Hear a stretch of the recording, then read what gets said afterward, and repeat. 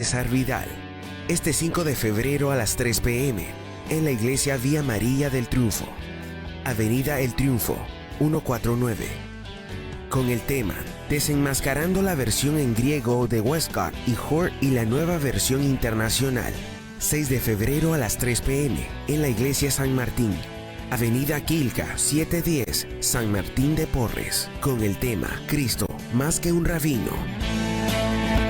Todos están cordialmente invitados. Entrada libre.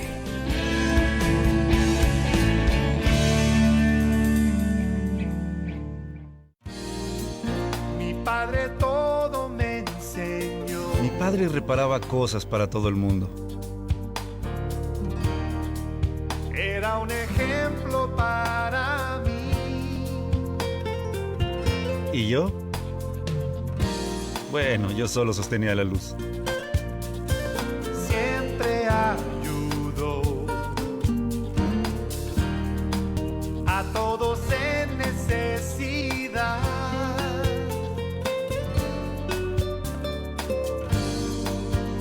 A través de los años, reparamos cosas de amigos y de algunos desconocidos también. Me estaba enseñando algo más que a reparar cosas.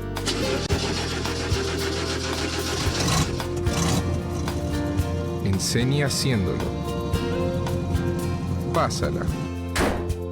Con ejemplo enseña. Un mensaje de la Fundación para una Vida Mejor. A continuación, Fundamentos.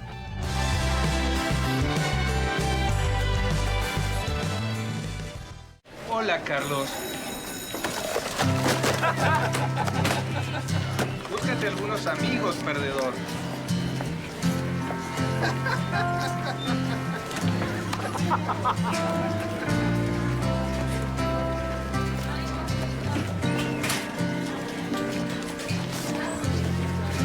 Dime, ¿estás bien? Sí, Déjame ayudarte. gracias.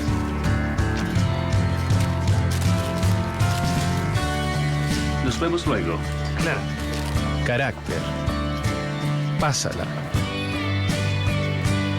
Un mensaje de la Fundación para una Vida Mejor.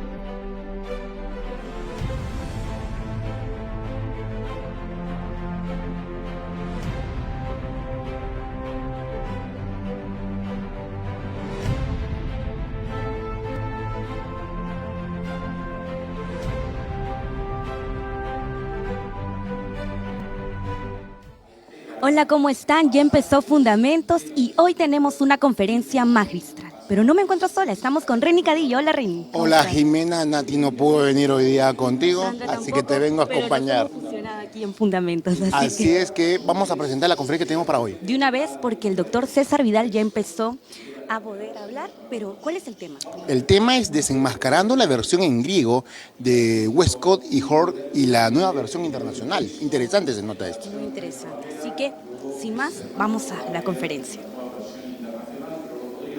En otras versiones modernas. En Mateo 13:51 dice así: Jesús les dijo, ¿habéis entendido todas estas cosas? Y ellos respondieron, sí, Señor. ¿Cómo dice aquí Mateo 13:51? Ahí, que es la nueva versión internacional. A ver. No, aquí no me lo lea porque esta es la Reina Valera. Aquí será. Mateo 13:51. ¿Sí? ¿Lo lee? Sí, pero el micrófono. Ah, claro. Vamos a necesitar otro micrófono. Sí, otro micrófono, por favor. ¿Sí? ¿Han entendido todo esto? Les preguntó Jesús. Sí, respondieron ellos. Entonces concluyó Jesús. Ahí está el 51. Como ven ustedes, el tratamiento de Señor que aparece en Mateo 13:51 ha sido suprimido en la nueva versión internacional. En la Reina Valera ustedes están leyendo el texto griego donde dice, ¿habéis entendido todas estas cosas? Y le responden, sí, Señor. En la Nueva Versión Internacional es sí a secas. Vamos a ver otro texto. Mateo capítulo 19 y versículos 16 y 17. Mateo 19 y versículos 16-17. En la Reina Valera dice lo siguiente. Entonces vino uno y le dijo, Maestro bueno, ¿qué bien haré para tener la vida eterna? Él le dijo, ¿por qué me llamas bueno? Ninguno hay bueno sino uno, Dios. Mas si quieres entrar en la vida, guarda los mandamientos.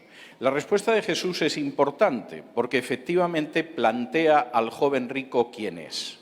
Si tú me llamas bueno, deberías darte cuenta de que solo hay uno bueno, que es Dios. Y uno capta perfectamente lo que Jesús le está dando a entender al joven rico. ¿Cómo traduce ahí? Sucedió que un hombre se acercó a Jesús y le preguntó, Maestro, ¿qué de bueno tengo que hacer para obtener la vida eterna? ¿Por qué me preguntas sobre lo que es bueno? Respondió Jesús. Solamente hay uno que es bueno. Si quieres entrar en la vida, obedece los mandamientos. La diferencia es bastante clara. En el texto mayoritario, que es el que utiliza como base la Reina Valera, es obvio que está diciendo solo hay uno bueno que es Dios. Si me estás llamando bueno, deberías sacar tus consecuencias. Esas consecuencias son imposibles de sacar en la Nueva Versión Internacional. Simplemente se ha suprimido hasta la palabra Dios. Acompáñenme a Juan capítulo 3. Aquí, en Juan 3, ya no desaparece una palabra, desaparece toda una frase y, por supuesto, resta importancia a la divinidad de Cristo. En Juan capítulo 3,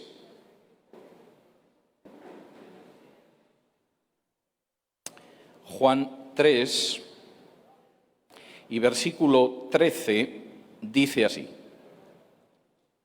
Juan 3:13, Jesús está hablando con Nicodemo y le dice, nadie subió al cielo sino el que descendió del cielo, el Hijo del Hombre que está en el cielo. Es una afirmación de la omnipresencia del Hijo del Hombre. Y el Hijo del Hombre es omnipresente porque es Dios y solo Dios es omnipresente. Solo Dios puede estar en aquellos momentos delante de Él y al mismo tiempo decir que el Hijo del Hombre está en el cielo. ¿Cómo traduce la Nueva Versión Internacional? Nadie ha subido jamás al cielo, sino el que descendió del cielo, el Hijo del Hombre. Que no está en el cielo en la Nueva Versión Internacional. Hay toda una frase que ha desaparecido, de nuevo frase que tiene que ver con la divinidad de Cristo. Vamos a ir a otro pasaje en Hechos capítulo 8. Y aquí todavía la mutilación del texto de la Nueva Versión Internacional es mayor. Hechos capítulo 8, versículos 36 y 37. Dice así, Hechos 8, 36 y 37. Y yendo por el camino, llegaron a cierta agua, y dijo el eunuco, aquí hay agua, ¿qué impide que yo sea bautizado? Felipe dijo, si crees de todo corazón, bien puedes. Y respondiendo dijo, creo que Jesucristo es el Hijo de Dios. El episodio del eunuco ustedes lo conocen. Felipe empieza a predicarle el Evangelio a partir del libro de Isaías. El eunuco acepta la verdad y entonces dice, bueno, ¿qué impide que yo pueda ser bautizado? Y Felipe le dice, bueno, si crees de todo corazón, bien puedes. Y él dice, sí, creo, y además dice lo que cree. Creo que Jesucristo es el Hijo de Dios. ¿Cómo aparece eso en la Nueva Versión Internacional? Mientras iban por el camino, llegaron a un lugar donde había agua. Y dijo el eunuco, mire usted, aquí hay agua. ¿Qué impide que yo sea bautizado? Entonces mandó parar el carro y ambos bajaron al agua. Y Felipe lo bautizó. Fíjense, efectivamente, fíjense que el versículo, ¿me escuchan? Sí, fíjense que el versículo donde Felipe dice creo que Jesucristo es el Hijo de Dios ha sido suprimido por completo. La Nueva Versión Internacional pasa del versículo 36 al versículo 38. El versículo 37 ha desaparecido por completo. Vamos a ver otro texto más donde de nuevo la divinidad de Cristo desaparece. Primera de Corintios, capítulo 15.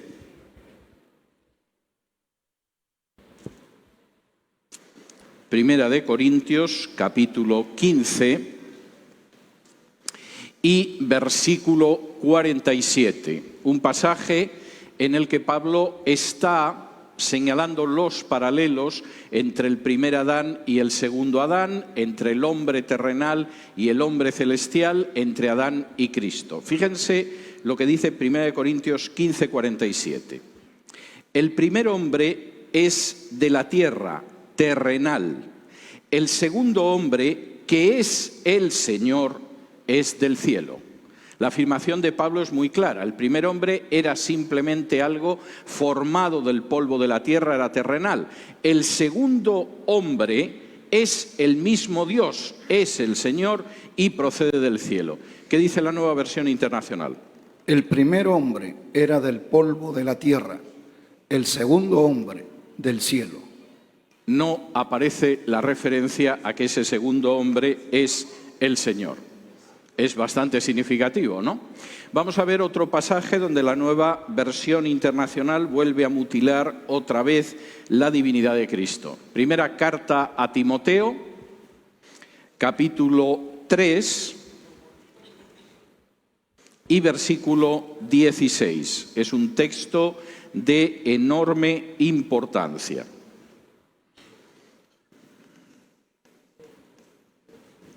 En 1 Timoteo, capítulo 3 y versículo 16, dice así, leo de la Reina Valera: e indiscutiblemente grande es el misterio de la piedad.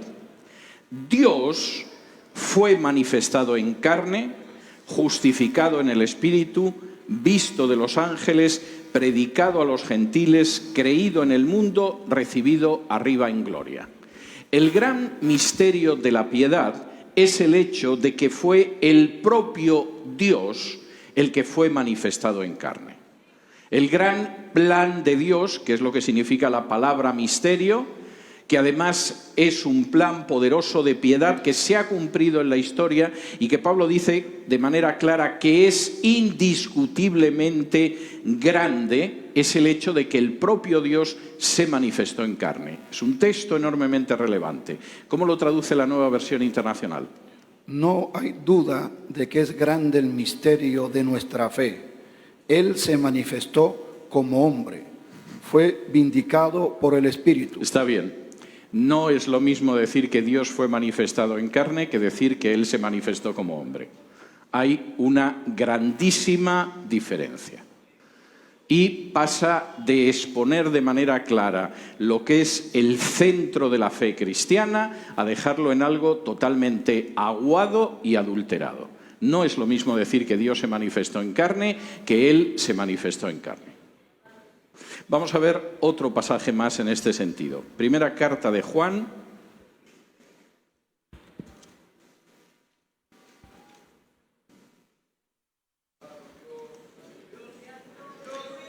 Primera de Juan, capítulo 5, donde de nuevo aparece una clara afirmación de ese gran misterio de la piedad que es Dios manifestado en carne. Dice así en Primera de Juan, capítulo 5 y versículo 7, en la versión Reina Valera.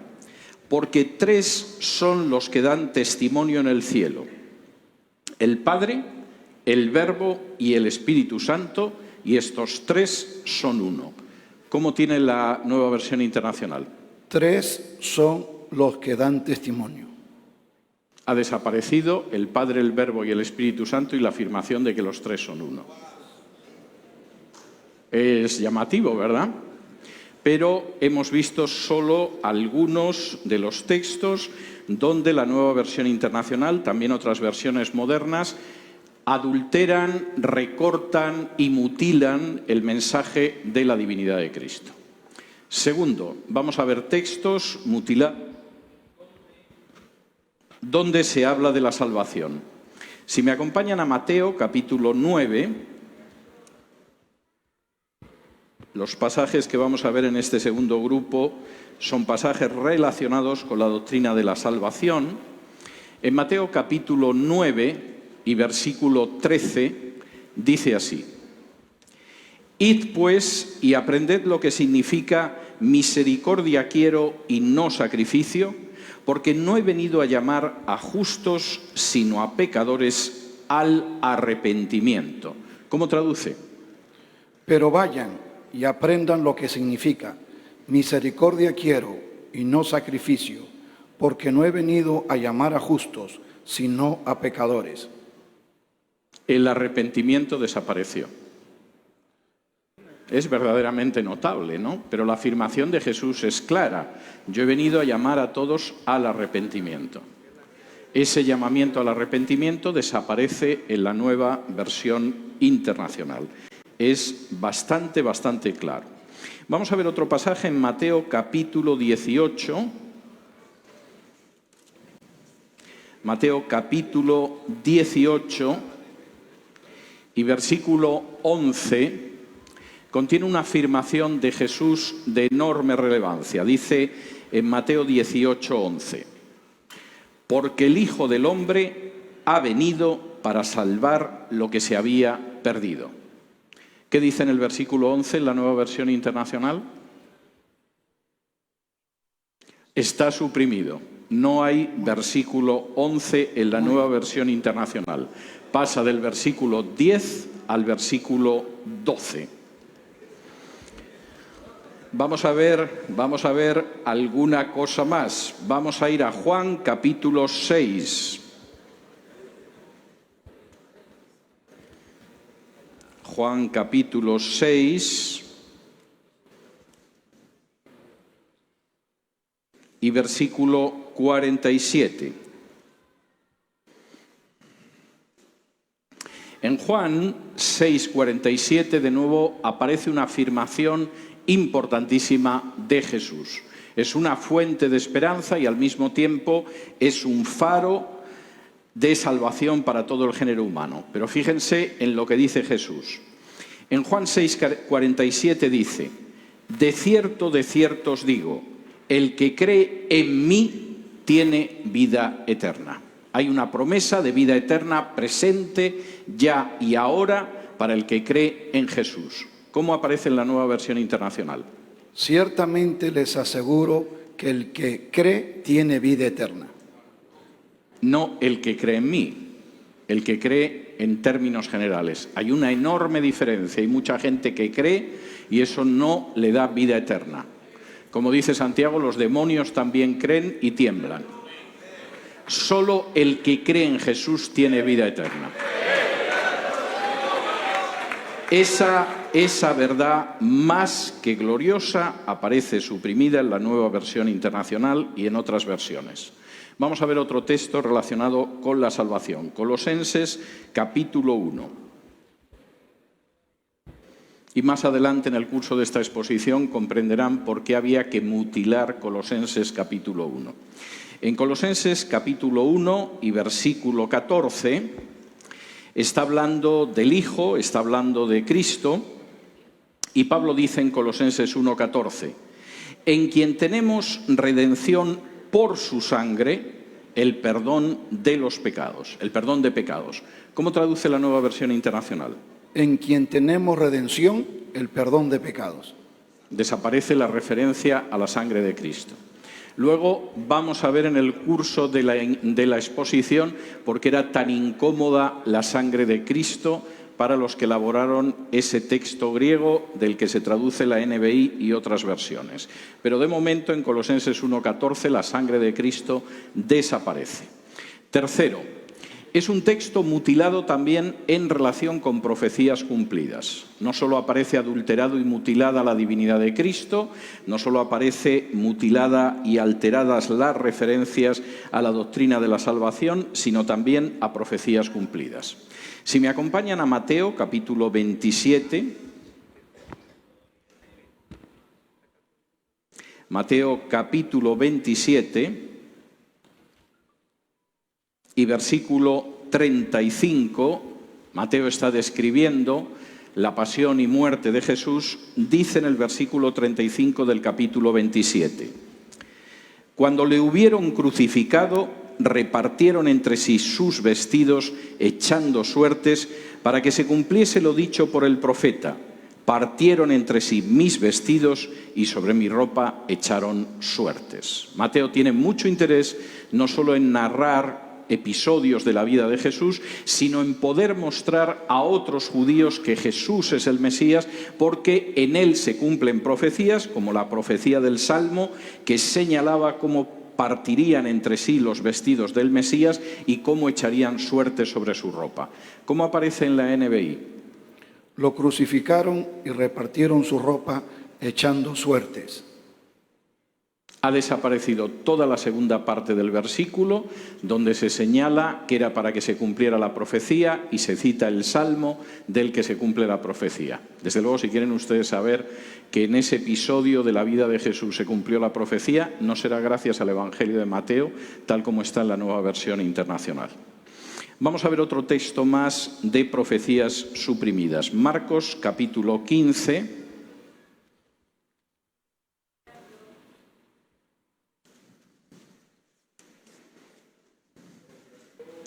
Marcos 15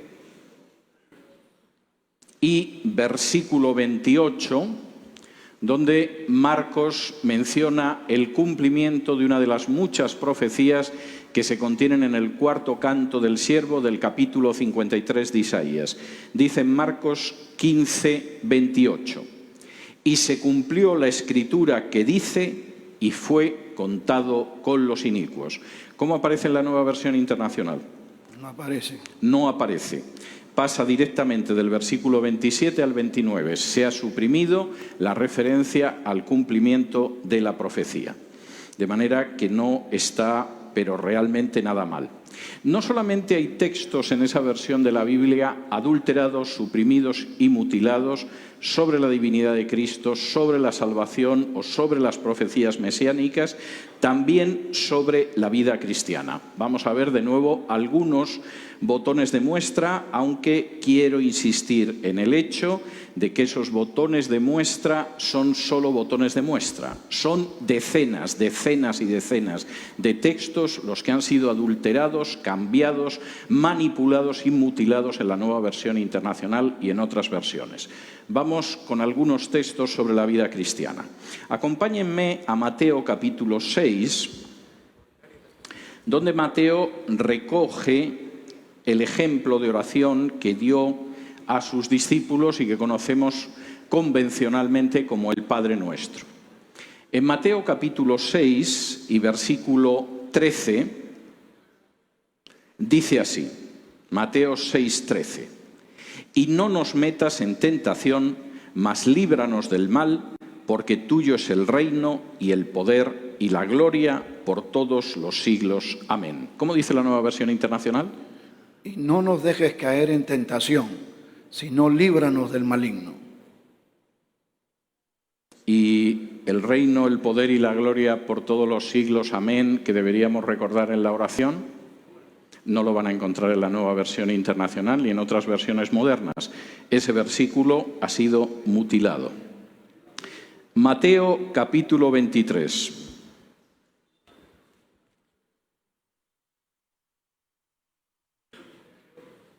Texto enormemente interesante del último discurso de la vida de Jesús, que va del Mateo 23 a Mateo 25. Dice así en Mateo 23, 14. Ay de vosotros, escribas y fariseos, hipócritas, porque devoráis las casas de las viudas y como pretexto hacéis largas oraciones, por esto recibiréis mayor condenación. La advertencia de Jesús es tremenda. Escribas y fariseos, sois una banda de comediantes, que es como habría que traducir la palabra hipócrita. Sois simplemente unos actores. Devoráis las casas de las viudas, Hacéis largas oraciones para justificar que os estáis quedando con los escasísimos haberes de las viudas y que no os quepa la menor duda de que por eso tendréis una mayor condenación. Mateo 23, 14. ¿Cómo aparece ahí? No aparece. El versículo 14 ha sido totalmente suprimido. Supongo que debe ser una Biblia maravillosa para pastores codiciosos que no tienen temor de Dios y que quieren saquear viudas, porque evidentemente la enseñanza ha sido suprimida. Mateo 23, en la Nueva Versión Internacional, pasa del versículo 13 al 15 y ha suprimido el versículo 14. Mateo 17, 21.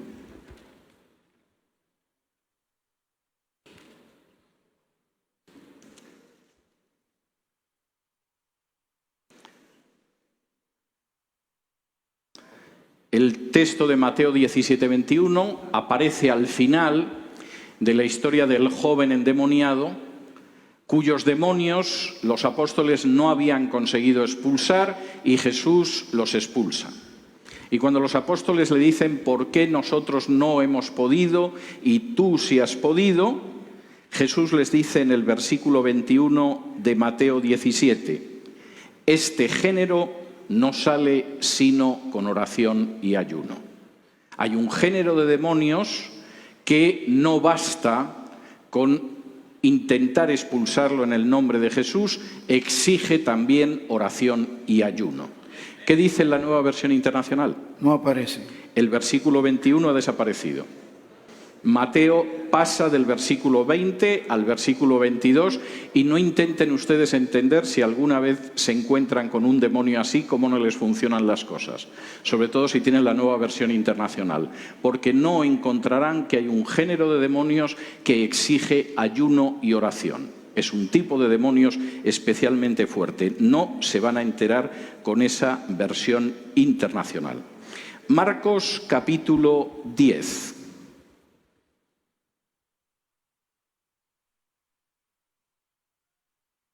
Marcos 10, versículo 24. A veces pienso que es una versión para codiciosos, van a ver por qué. En Marcos 10, 24 dice así, los discípulos se asombraron de sus palabras, pero Jesús respondiendo volvió a decirles, hijos, cuán difícil le es entrar en el reino de Dios a los que confían en las riquezas. No os engañéis. Aquellos que han colocado su confianza, su fe, su corazón en las riquezas, tienen muy difícil entrar en el reino de Dios. Y tenéis que tenerlo en cuenta, porque no se puede servir a dos señores. Y no puede servir a Dios y a las riquezas al mismo tiempo. Y Jesús dice, hijos, tenedlo en cuenta, es muy difícil. No es que sea imposible, pero es muy difícil que aquellos que confían en las riquezas entren en el reino de Dios. Marcos 10, 24. ¿Cómo traduce la NBI? Los discípulos se asombraron de sus palabras. Hijos, qué difícil es entrar en el reino de Dios, repitió Jesús. ¿A quiénes les es difícil? Bueno, los que tienen una Biblia sin mutilar saben que es difícil a aquellos que confían en las riquezas. Los que tienen una Biblia mutilada se quedan con la idea de que debe ser algo muy difícil de todas las maneras. Es una Biblia mutilada, mutila textos que no son inocentes, mutila textos que son importantes y por lo tanto es una versión de la Biblia que no es fiel a la palabra de Dios, que ha adulterado la palabra de Dios. ¿Por qué? ¿Por qué se ha producido esa situación? Porque han tenido ustedes que asistir, me imagino que con bastante malestar y bastante desazón, a contemplar cómo hay una versión de la Biblia que circula bastante ampliamente, que ha falseado el texto de la palabra de Dios. Fundamentalmente porque la Nueva Versión Internacional, como otras versiones, se basa en el Nuevo Testamento griego, en la edición del Nuevo Testamento griego de Westcott y Hort, Quizá cuando se la quieran vender les van a decir que son nuevos manuscritos que se han descubierto, que hay más manuscritos. Eso es pura palabrería y es mentira. Se basa en la traducción del texto de Nestlé, de griego, es el que sigue publicando las Sociedades Bíblicas, solo que el texto de Nestlé en sus primeras ediciones era un texto que era honrado a la hora de decir cómo habían construido el texto del Nuevo Testamento. Esta es una edición de 1914, tiene más de un siglo, del texto de Nestlé, que es el que se utiliza para traducir versiones como la Nueva Versión Internacional. Y en la advertencia inicial, Nestlé dice que fundamentalmente él ha utilizado para este texto griego el texto de Tischendorf, que es el manuscrito sinaítico del que voy a hablar ahora, el Westcott y Hort y el Weiss. No intentó engañar ni mucho menos a sus lectores.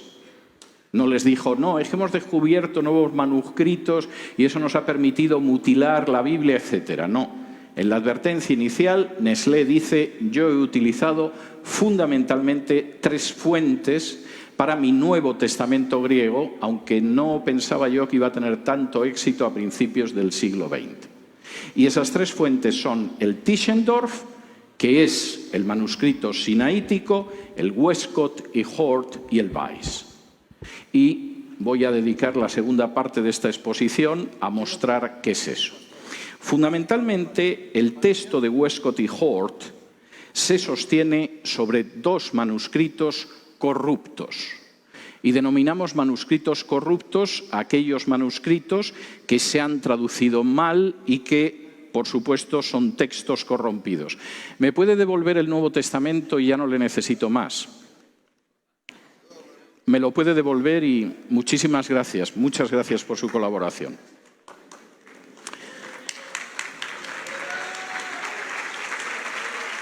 Bien, el sinaítico y el vaticano son los textos más corruptos de la transmisión del Nuevo Testamento. John Burgeon, que era un especialista en crítica textual del Nuevo Testamento, los calificaba como los más corruptos de todos.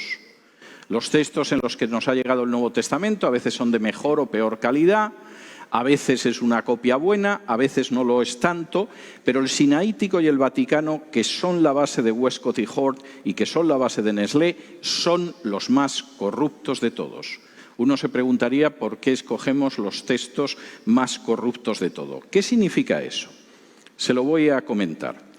El manuscrito vaticano, por ejemplo, omite la primera carta a Timoteo completa. La segunda carta a Timoteo completa, toda la carta de Tito, casi todo el Génesis, extensas porciones de Samuel, de Reyes, de Nehemías, los últimos 12 versículos del Evangelio de Marcos, la oración de Jesús en la cruz pidiendo el perdón de sus enemigos, la agonía de Jesús en Getsemaní, los últimos 4 capítulos y medio de la carta a los Hebreos, 33 de los Salmos y un largo etcétera. Si esto es un manuscrito fiable, ustedes me dirán lo que es uno que no lo sea. Pero además, el Vaticano incluye libros apócrifos como Tobías, Judith o la historia de Bel y el dragón, que ya aparecen en algunas versiones ecuménicas de la Biblia. El texto vaticano le encanta a la Iglesia Católica, de hecho regaló una copia del mismo a cada obispo que fue al Concilio Vaticano II, pero para que ustedes se hagan una idea de hasta qué punto es un texto corrupto, enfrentado con el texto mayoritario del Nuevo Testamento, que es el 98% de los manuscritos del Nuevo Testamento, que es la base de la Reina Valera, el texto vaticano suprime 2.877 palabras, añade 536 que no están en el texto, sustituye 935, cambia de lugar 2098 y modifica 1132. El texto corrupto vaticano tiene 7.578 divergencias sobre el texto mayoritario del Nuevo Testamento, que es el del 98% de los manuscritos que nos han llegado del Nuevo Testamento. Cualquiera creería que eso es fiable. ¿Qué pasa con el sinaítico? Bueno, el sinaítico es peor.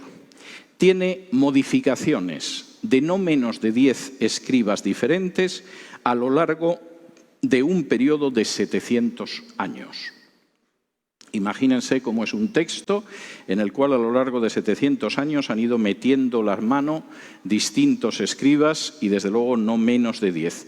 Tischendorf, citado por Nestlé como otra de sus bases, junto con Westcott y Hort, reconocía que el texto, el manuscrito sinaítico, tenía no menos de 14.800 alteraciones del texto. No solo eso, en relación con el texto mayoritario, el de la Reina Valera, las diferencias llegan a cerca de 9.000. Prácticamente hay una diferencia por versículo del Nuevo Testamento. En el caso solo de los Evangelios, omite unas 4.000 palabras, añade otras 1.000 que no están y cambia de lugar y altera otras 3.000. Es un texto profundamente corrupto y además quisiera decirles que las omisiones son tremendas. El final de Marcos y de Juan no están. Hay 39 palabras en Juan 19 del 20 al 21 suprimidas, hay 20 palabras suprimidas en Juan 20 del 5 al 6, hay 19 palabras suprimidas en Marcos 1 del 32 al 4 y por supuesto textos enteros como el de Primera de Juan 5, 7. El sinaítico y el vaticano son textos corruptos, pero además ni siquiera coinciden entre sí. Si uno compara el sinaítico y el vaticano y compara el texto del Nuevo Testamento, no hay menos de 12 diferencias por página. Y el 70% de los versículos de los Evangelios son distintos en el sinaítico y en el vaticano. Son los dos textos más corruptos.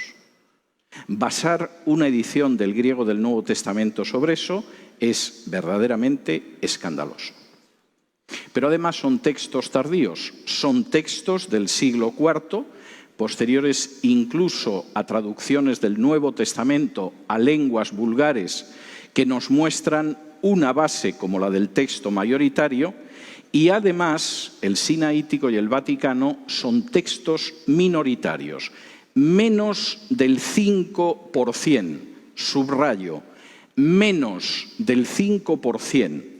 De los 5.309 manuscritos que contienen total o parcialmente el Nuevo Testamento, coinciden, aunque sea en parte, con el sinaítico o el vaticano. Son basura escrita. Y esa es la base del texto griego de las sociedades bíblicas y de traducciones modernas como la Nueva Versión Internacional. Ahora, ¿qué pasa con el texto mayoritario que les están diciendo que es un texto sobre pocos manuscritos, que tenía Erasmo, que no es fiable, etcétera, etcétera?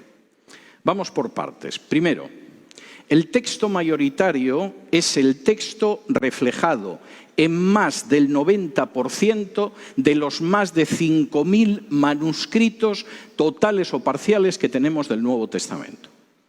De manera que cuando ustedes leen la versión Reina Valera, están leyendo la traducción de lo que dice más del 95% de los manuscritos que tenemos.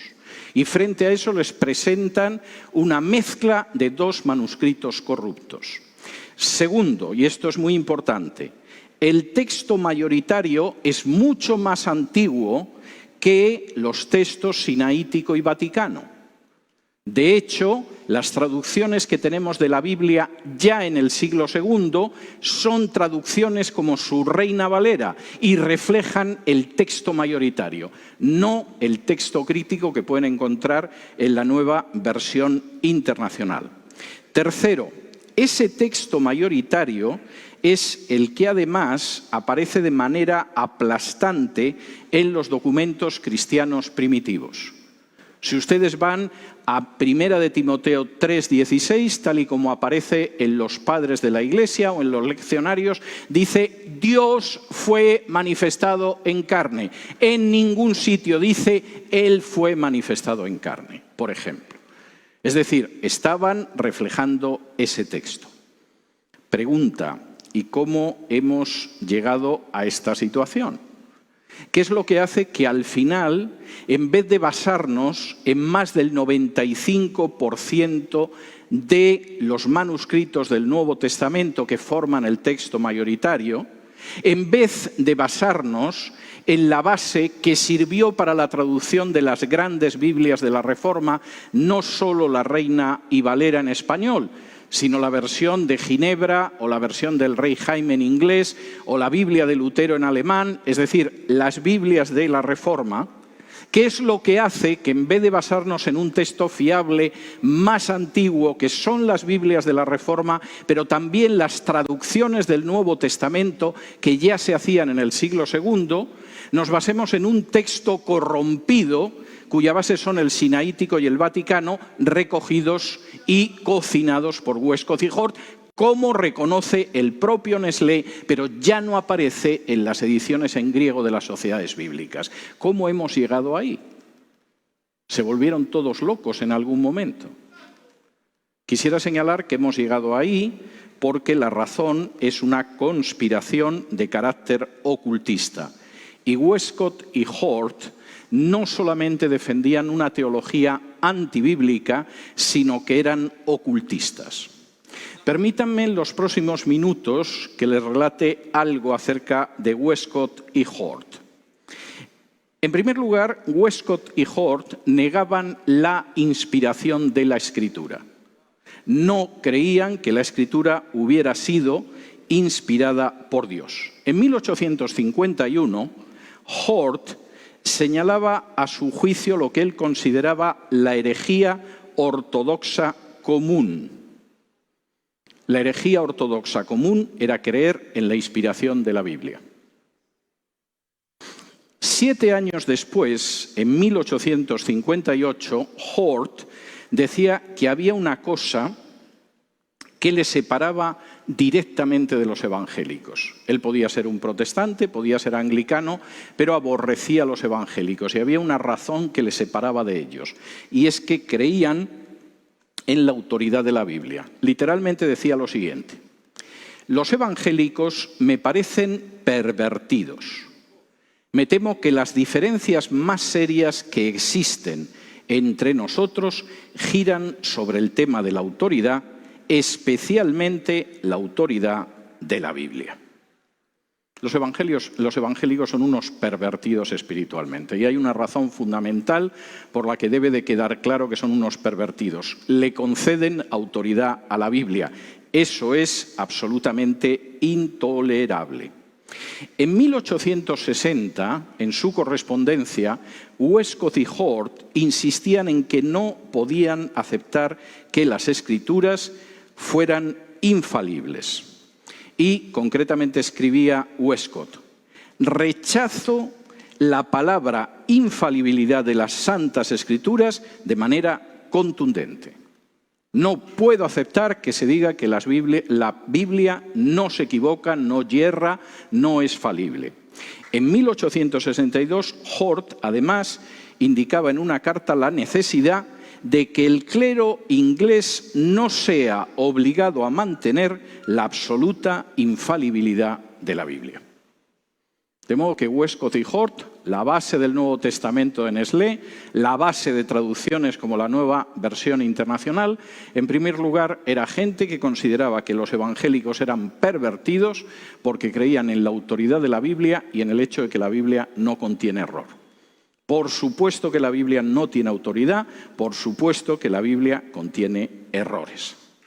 En segundo lugar, Westcott y Hort negaban la divinidad de Cristo, lo cual explica esos textos sobre la divinidad de Cristo que aparecen mutilados en su edición del Nuevo Testamento. Y desde luego esto es algo bastante claro.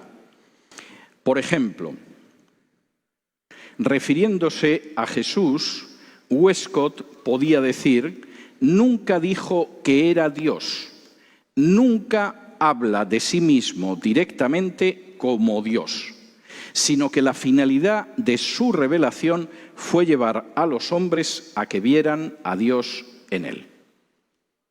Por supuesto, un texto que dice que Dios fue manifestado en carne o que el Padre, el Verbo y el Espíritu son uno, era algo que Westcott y Hort no podían aceptar. Lo vamos a quitar del texto de la Biblia y lo quitaron.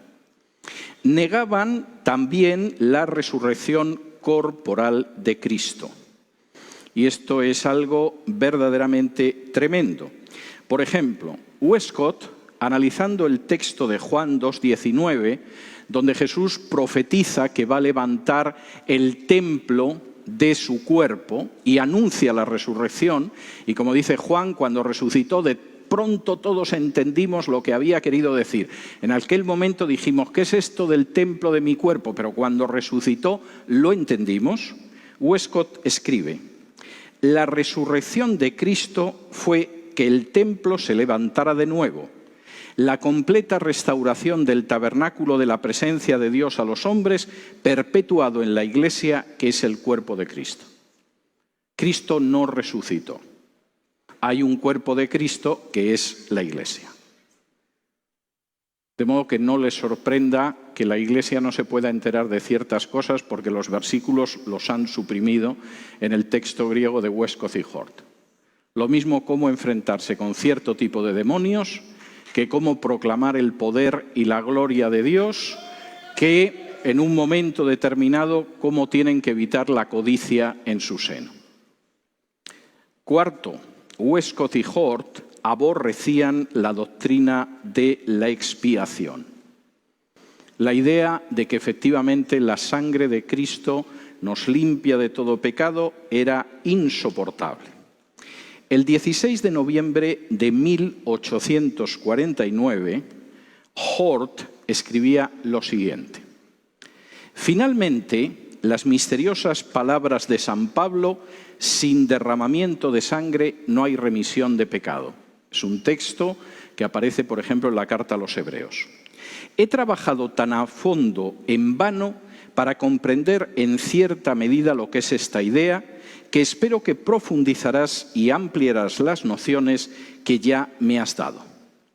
El lenguaje no puede definir con cuidado el arrebato de horror sobrecogedor que se mezcla con mis pensamientos cuando escucho que se afirma esta doctrina. Ahora, ¿qué clase de cristiano es el cristiano que escucha la doctrina de que no podemos salvarnos por nosotros mismos, de que sin derramamiento de sangre no hay remisión de pecados, de que Cristo derramó su sangre por nosotros para que haya remisión de pecados y en vez de saltar de gozo siente un horror sobrecogedor? Esa persona no es cristiana. Esa persona es un enemigo directo del mensaje de salvación. Y esa persona, por cierto, es la base de este Nuevo Testamento griego sobre el que se basa la Nueva Versión Internacional y otras versiones modernas. Es terrible. El lenguaje no puede definir con cuidado el arrebato de horror sobrecogedor que se mezcla con mis pensamientos cuando escucho esto. Yo no he sentido nunca un horror sobrecogedor al escuchar que Dios se encarnó y en la cruz derramó su sangre por mí. Todo lo contrario. He sentido paz, he sentido alivio, he sentido gozo, he sentido gratitud, pero jamás he sentido horror sobrecogedor. Es más, se me ocurre seres que pudieron sentir un horror sobrecogedor ante la sangre derramada de Cristo: el diablo y sus legiones. Esta es la gente que elaboró la base del texto del Nuevo Testamento en griego, del que sale la Nueva Versión Internacional. Por si fuera poco, tanto Westcott como Hort creían en las apariciones marianas y, desde luego, tenían una auténtica aversión por todo lo que pudiera ser la teología evangélica. Pero no acaba aquí la cuestión. Westcott y Hort eran profundamente ocultistas. Por la correspondencia de Westcott y Hort, sabemos que en el año 1842 acudía a hechiceros. En una de sus cartas relata uno de esos encuentros de la siguiente manera: por la tarde voy con Tom al brujo, pero no se atreve a actuar delante de nosotros. De modo que Westcott y Hort, que sentían un horror sobrecogedor ante la doctrina de la expiación y que por supuesto en Colosenses 1 han quitado la sangre de Cristo de uno de los versículos, porque seguramente la mención de la sangre de Cristo les provocaba este tipo de horror, al mismo tiempo visitaban a hechiceros. No quedó ahí las cosas. En 1845, Westcott y Hort fundaron un grupo ocultista y secreto al que llamaron el Club Hermes. En la mitología griega, Hermes es un dios que es el mensajero de los dioses. Se le suele representar con unas alas en los pies que hace que vaya a entregar los mensajes con más rapidez. Pero en el ocultismo contemporáneo, como dice Madame Blavatsky, una de las fundadoras de la Sociedad Teosófica, en su libro La Doctrina Secreta, Satanás o Hermes son completamente el mismo. Y Westcott y Hort, autores de un texto del Nuevo Testamento del que nace la Nueva Versión Internacional, decidieron crear un club ocultista que se llamaba el Club Hermes. En 1851, Westcott y Hort dieron un paso más allá en su carrera a favor del ocultismo y fundaron un grupo que se llamaba The Ghostly Guild, la traducción sería el gremio fantasmal, que se dedicaba, cito textualmente, a la investigación de los fantasmas y de todas las apariciones y efectos sobrenaturales, estando dispuestos a creer que tales cosas realmente existen. En la misma carta en que Hort le cuenta a Westcott a qué se dedica el gremio fantasmal, le dice que el Textus Receptus del Nuevo Testamento, la base de la Reina Valera, es un texto miserable y que quiere acabar con él. No deja de ser significativo en la misma carta en la que le cuenta cómo se van a dedicar a contactar espíritus. Es verdaderamente para pensarlo.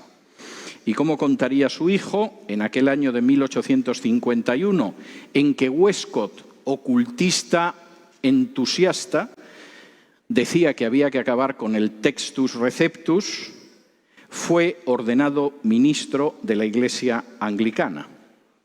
En paralelo, en junio de ese año, al mismo tiempo que se convertía en pastor de la Iglesia anglicana, según cuenta su hijo, se afilió a un grupo que se llamaba Los Apóstoles y que era un grupo de carácter ocultista. ¿Y cambió algo Westcott o Hort después de que Westcott se convirtió en pastor anglicano? Pues no. En 1852, mientras repartía junto con Hort literatura del gremio fantasmal, aparece en una de sus cartas cómo desea acabar con el texto mayoritario del Nuevo Testamento. Claro, es el texto del verdadero Nuevo Testamento. Cómo había que cambiar las Biblias que se basaban en ello. Y cómo estoy sumamente ansioso por proporcionar algo que pueda reemplazarlos. Y, de manera bastante inteligente, consiguieron entrar en el Comité de las Sociedades Bíblicas para que efectivamente desapareciera el texto griego original en el que se basan las traducciones de la Biblia y que recogen más del 95% de los manuscritos y fuera sustituido por este texto corrupto, mutilado y adulterado, base, entre otras versiones, de la Nueva Versión Internacional.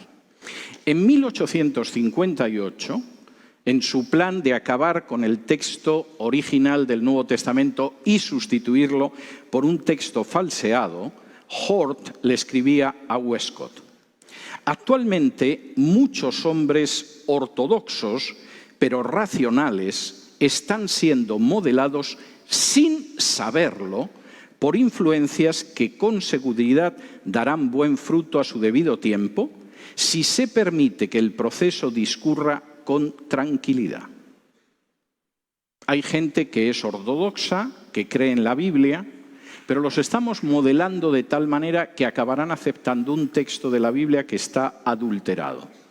Si actuamos con tranquilidad, si no forzamos las cosas, si nadie lo descubre, si nadie habla, realmente lo vamos a conseguir. En 1871, Westcott y Hort fueron invitados a formar parte del comité que iba a revisar el Nuevo Testamento en inglés.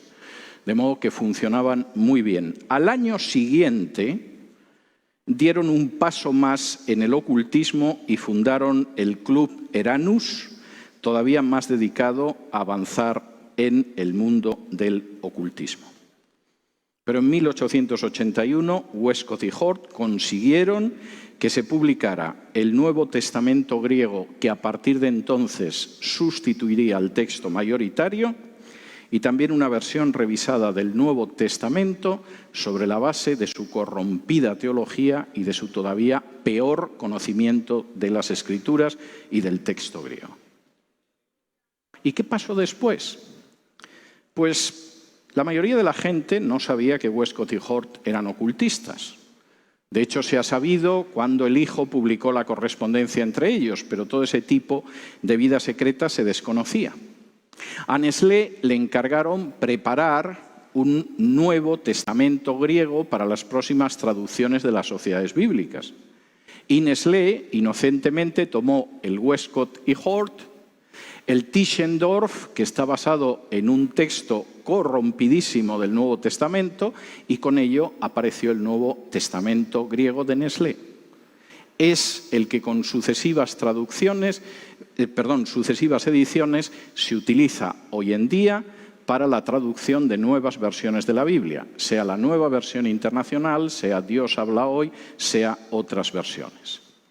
Y sus traductores, que a veces son gente ortodoxa, no siempre, en algunos casos niegan verdades importantísimas de las Escrituras, pero en otros casos hasta puede que sean gente ortodoxa, simplemente van lanzando al mundo versiones del Nuevo Testamento totalmente adulteradas, mutiladas, falseadas, porque no tienen ni la menor idea de dónde lo están traduciendo. Y cuando en alguna ocasión uno tiene la oportunidad de hablar con alguna de estas personas y les pregunta, ¿usted sabe realmente la base del Nuevo Testamento griego que está utilizando? Uno se encuentra que la persona en cuestión tiene una ignorancia verdaderamente pavorosa. No tiene ni la menor idea de cuál es la base del texto de Nestlé, porque posiblemente no conoce las primeras ediciones, ignora quién es Westcott y Hort y simplemente le han dado un texto adulterado, mutilado y falseado que niega doctrinas esenciales de las Escrituras y sobre ese texto se ha puesto a traducir sin saber más. Es como si uno de pronto recibe una carta de su hija, se cree lo que dice la hija, pero resulta que no lo ha escrito la hija ni por aproximación, sino su compañera de cuarto en la universidad. Es verdaderamente lamentable. ¿Cuál es el punto al que yo quisiera ir en esta conclusión? Y creo que quizá podemos tener 5 minutos de descanso y quizá un tiempo para preguntas, si les parece bien. ¿Cuál es el punto al que quiero ir? Primero, la palabra de Dios está protegida por Dios.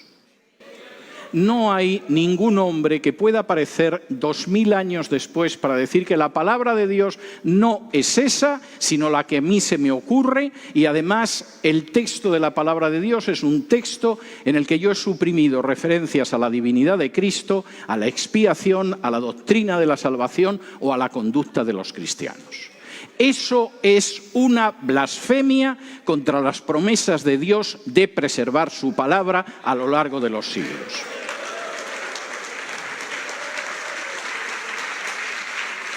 Segundo, los argumentos para ir en contra del texto mayoritario del Nuevo Testamento son ridículos o directamente falsos.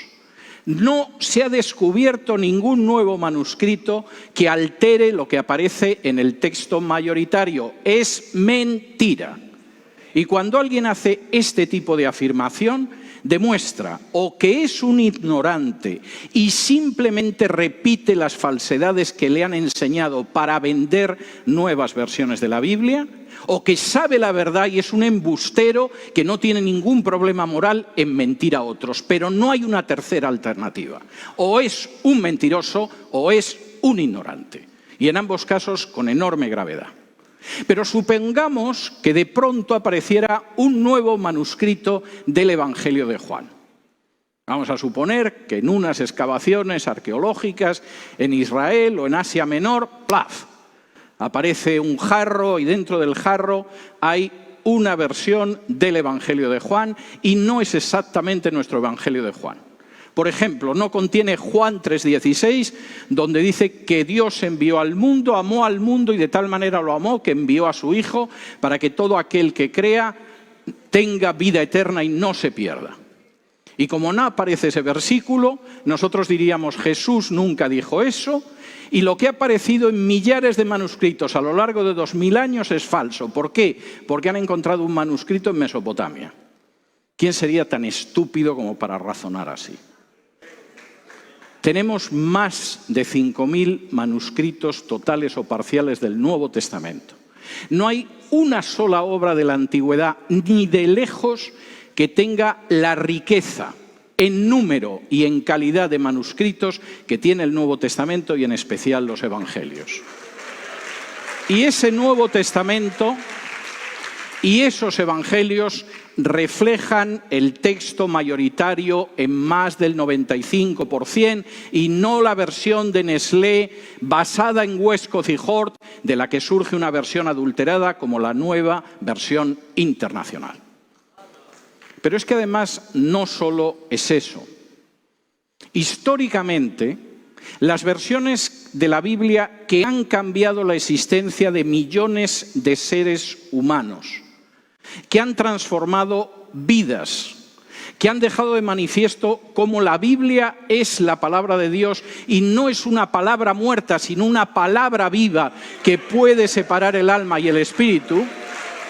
Son versiones de la Biblia no basadas en un texto corrupto del Nuevo Testamento, sino versiones basadas en el texto mayoritario del Nuevo Testamento. Creo que es un gran testimonio a lo largo de los siglos de lo que hay. De manera que, mis queridos hermanos, no se dejen engañar por la propaganda. Si les invitan a una comilona para que recomienden a sus congregaciones que utilicen una Biblia falseada, vayan o no vayan, agradezcan la invitación en cualquier caso, pero no siembren veneno impreso entre sus congregaciones. No corran el riesgo de que de pronto estén predicando un domingo y al terminar la predicación se les acerque un hermano y les diga: oiga, que en mi Biblia nueva, que se lee muy bien y está basada en los últimos manuscritos, no dice lo que usted dice. Y por supuesto no hay nada de ayuno y oración para cierta clase de demonios. Y Dios no es digno del poder, la gloria y la honra al final del Padre Nuestro. Y Dios no se manifestó en carne, se manifestó un Él, que digo yo que será Jesús, pero tampoco está muy claro por el texto o cosa parecida. Aférrense a la palabra que Dios ha conservado a lo largo de milenios, incluso en las peores persecuciones. Aférrense a una palabra donde queda claro que Dios fue manifestado en carne y ese es el gran misterio de nuestra fe. Aférrense a una palabra que les muestra en los evangelios cómo las profecías sobre el Mesías, en algunos casos escritas 10 siglos antes del nacimiento de Jesús, se cumplieron con una exactitud matemática, tal y como consignan los evangelios. Aférrense a un texto donde habla de que el que cree en mí tiene vida eterna, no solo el que cree. Un texto donde se dice que he venido a llamar a todos los pecadores al arrepentimiento, no simplemente a formar un club. Y un texto donde se nos recuerda que el mundo pasa y pasa también su deseo, pero la palabra de Dios permanece para siempre. Muchas gracias, que el Señor les bendiga.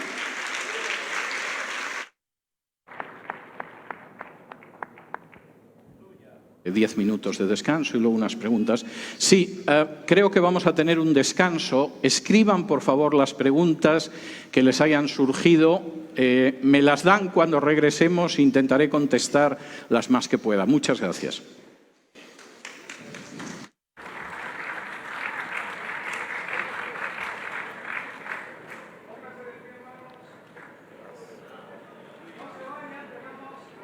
Preguntas y respuestas.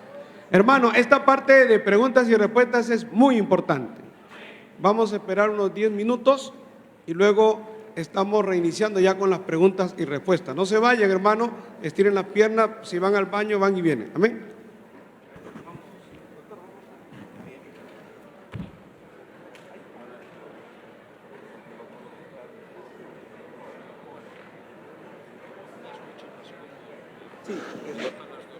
Ya volvemos con Fundamentos.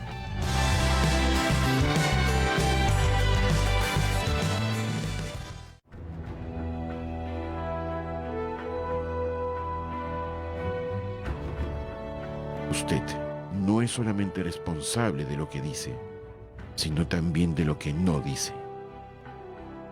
Martín Lutero.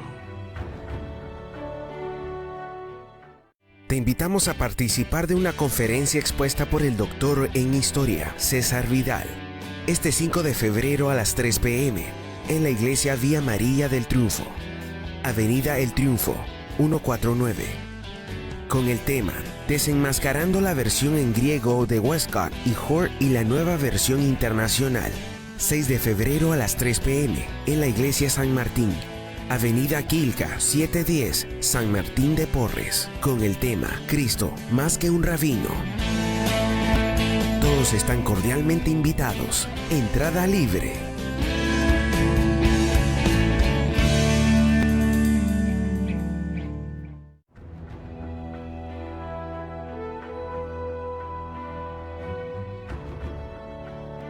Todo cuanto el hombre haga para aparentar ser mejor que los demás es pura hipocresía y merece ser puesto en entredicho. Ulrico Zwinglio.